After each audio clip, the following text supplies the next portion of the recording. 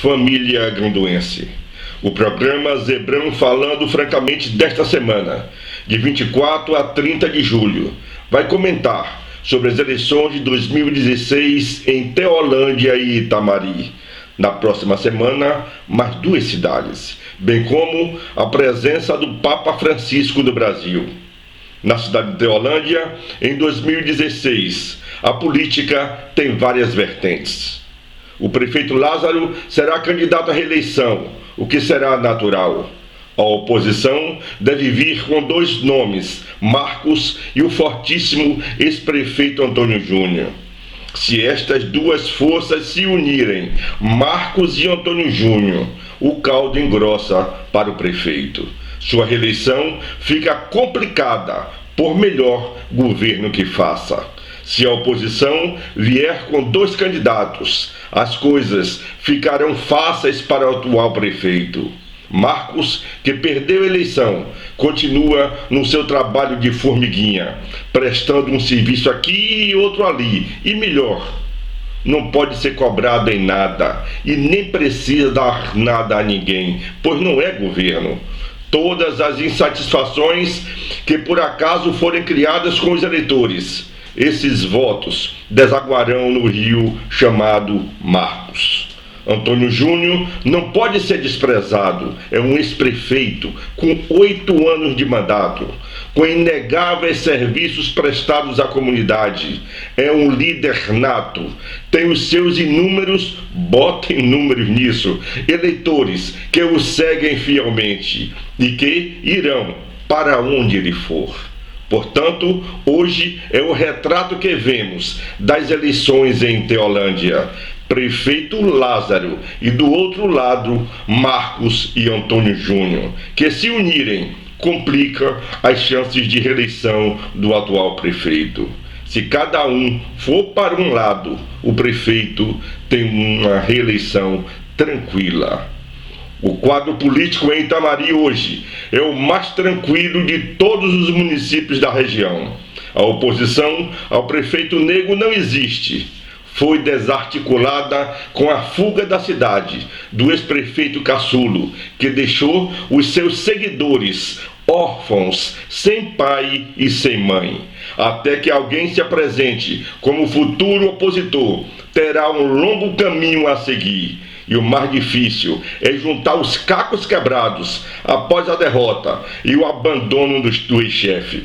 Com o governo seguro, sério, honesto e exemplar que o prefeito Nego vem fazendo, servindo de parâmetro para outros municípios da região, como o mais completo, fica quase que impossível a oposição. Que oposição? Levantar a cabeça.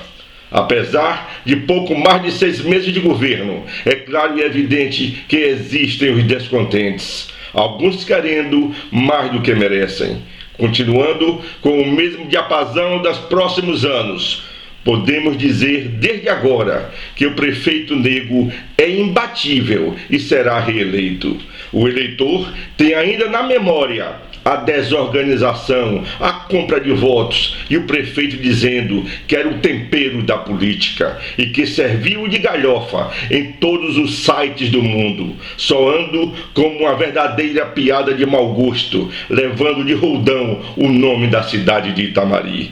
O roubo e a safadeza cometidos pelos marginais Caçulo, Marcos Angelotti e Lubolinha, que assaltaram os cofres públicos da prefeitura da cidade, serão comparados com o novo governo.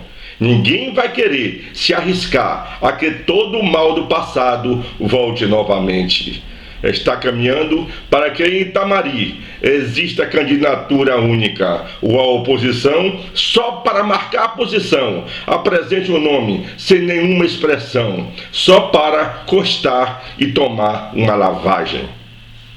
O Papa Francisco chegou ao Brasil, trazendo esperança não apenas nos corações dos católicos, mas à própria Igreja Católica, que está definhando em número de fiéis cada vez mais. ou a igreja ouve a voz rouca das ruas, ou a outrora maior religião da América Latina tende a definhar cada vez mais. A igreja tem de ouvir os seus fiéis. É preciso acabar com o celibato, para que pelo menos diminuam os casos de pedofilia que escandalizam a religião.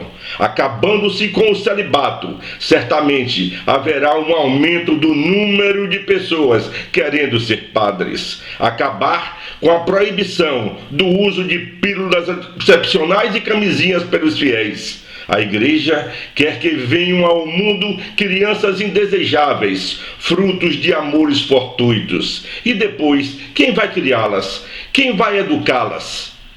A vinda do humilde Papa Francisco ao nosso país reacendeu em todos nós cristãos o sentimento da humildade e que ele possa transformar realmente alguns dogmas que representam o atraso e a ignorância de uma religião. Depois falaremos mais extensamente sobre a Igreja Católica e seus mitos que a estão sepultando-a.